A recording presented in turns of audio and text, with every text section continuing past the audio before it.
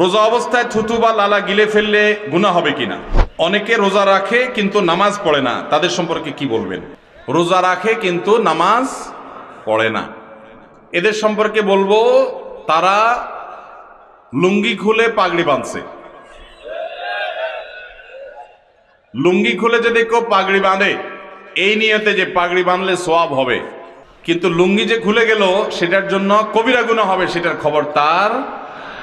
ঠিক একইভাবে রমজানের রোজা রাখলে সওয়াব হবে, ফরজ আদায় হবে, কিন্তু এর চাইতে বড় ফরজ হলো ৫ ওয়াক্ত নামাজ। তা আপনি সেটাই যদি বাদ দিয়ে দেন তাহলে এই রোজা রাখলেন, তাহলে এর চাইতে বড়টা বাদ দিয়ে আপনি কম গুরুত্বপূর্ণটা করলেন। ওইটার তুলনা এটাও ফরজ, কিন্তু ওইটার চাইতে কম গুরুত্বপূর্ণটারে গুরুত্ব দিলেন, আসলটারে গুরুত্ব দিলেন না। আপনি পাগড়ি পরার গুরুত্ব বুঝলেন কিন্তু লুঙ্গি পরার গুরুত্বটা বুঝলেন না। আল্লাহ আমাদেরকে লুঙ্গি পরার গুরুত্ব বুঝার তৌফিক দান করুন, নামাজের গুরুত্ব বুঝার তৌফিক দান করুন। অনেক ভাই আছে নামাজের গুরুত্ব তাদের কাছে, কিন্তু উনি রোজা রাখে। রোজা রাখে এটা ভালো কথা, কিন্তু তার চাইতে ভালো কথা হলো নামাজ আদায় করা। একজন রোজা রাখে নামাজ পড়ে না, এই লোক খারাপ। কিন্তু আরেকজন নামাজ পড়ে রোজা রাখে না, সেই লোকটা এই প্রথম লোকটার চাইতে কম খারাপ। কারণ হলো সে আসল সবচেয়ে বেশি জরুরিটা করে, নামাজটা পড়ে, রোজা রাখে না, সে খারাপ, একটা হারাম কাজ করে, ফরজ তরক করে। কিন্তু আরেকজন নামাজই পড়ে না, রোজা রাখে, এই লোকটা ওই লোকটার চাইতে অধম। আল্লাহ আমাদেরকে নামাজের গুরুত্ব বুঝার তৌফিক দান করুন।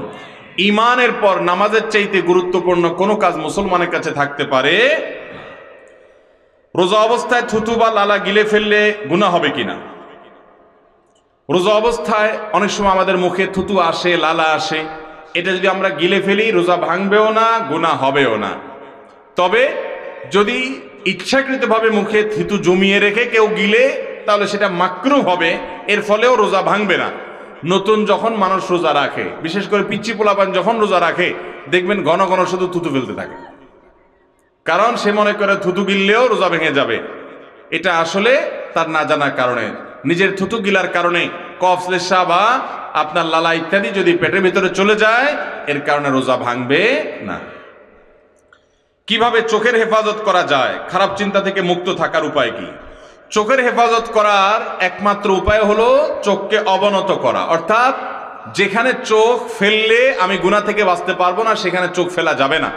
ফেসবুকের যে পেজে, যে গ্রুপে, যে আইডিতে খারাপ জিনিস আসে, বেপর্দা নারীর ছবি আসে, সেগুলো দিকে তাকাও, সেগুলোকে আনফলো করতে হবে। এটা হলো নিজেকে নিয়ন্ত্রণ করা। আল্লাহ বলেছেন কুল্লিল মুমিনিনা ইয়াগুদ্দু মিন আবসারিহিম ওয়া ইয়াহফাযু ফুরুজাহুম। হে রাসূল, আপনি ঈমানদার পুরুষদেরকে বলে দিন তারা যেন তাদের চোখগুলোকে নিয়ন্ত্রণ করে, দৃষ্টিকে নিয়ন্ত্রণ করে, অবনত করে এবং তাদের ইজ্জতকে, সম্ভ্রমকে, লজ্জাস্থানকে হেফাজত করে।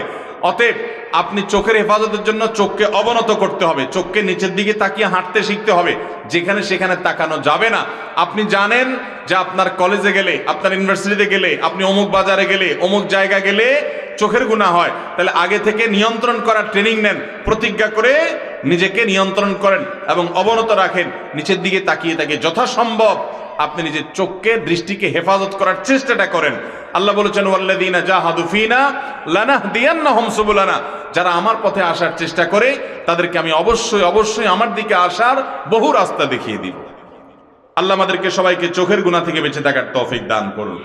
এটা এখন মহামারীর মতো হয়ে গেছে ভাই, এটা থেকে আমরা বেশিরভাগ লোকই বাঁচতে পারছি না, ভয়ঙ্কর একটা পর্যায়ে চলে গেছে। নবী করিম সাল্লাল্লাহু আলাইহি সাল্লাম বলেছেন, আমি চলে যাচ্ছি তোমাদের জন্য মেয়েদের চাইতে বড় ফিতনার বিষয়, অর্থাৎ নারীদের দিকে তাকিয়ে চোখের জেনা করে, মনের জেনা করে, নানাভাবে জেনা করে তোমরা ধ্বংস হবে। এই পথটা তোমাদের জন্য সবচেয়ে পিচ্ছিল এবং ভয়ঙ্কর, এবং এই বিপদে, এই ফিতনায়, এই গুনাহে বেশিরভাগ পুরুষরা পতিত হয়ে যাচ্ছে। এটা থেকে বাঁচার জন্য দরকার হলো মানসিক প্রতিজ্ঞা, আল্লাহর কাছে দোয়া এবং হারামের জায়গা থেকে দূরে থাকা। আল্লাহ বলেছেন ওয়ালা তাকরাবুজ জিনা, জিনার কাছেও যেও না, কারণ কাছে গেলে আল্লাহ জানেন বান্দা বাঁচতে পারবে না, পতিত হয়ে যাবে। এই জন্য আগে থেকে দূরে থাকতে হবে।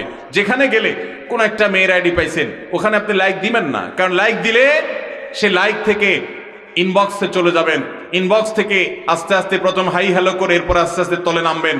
আপনার জীবন ধ্বংস হবে, কেরিয়ার ধ্বংস হবে, বাপমার অবাধ্য হবেন, আল্লাহর থেকে দূরে সরে যাবেন, অসামাজিক হবেন, এরপর আপনি টেরও পাবেন না আপনি কোথায় চলে গেছেন। এই জন্য বলেছেন আল্লাহ তাআলা আগে থেকে সাবধান হও। আল্লাহ তাআলা আমাদেরকে সাবধান থাকার তৌফিক দান করুন। যুবক ভাইরা আমার, এই যৌবনটাকে হেফাজত করেন, সকল ভালোবাসাগুলোকে সব জমিয়ে রাখেন নিজের বৈধ স্ত্রীর জন্য। আল্লাহ আমাদের যুবক ভাইদেরকে এই গুনাহের হাতছানি থেকে, গুনাহের এই ভয়াবহতা থেকে বেঁচে থাকার তৌফিক দান করুন।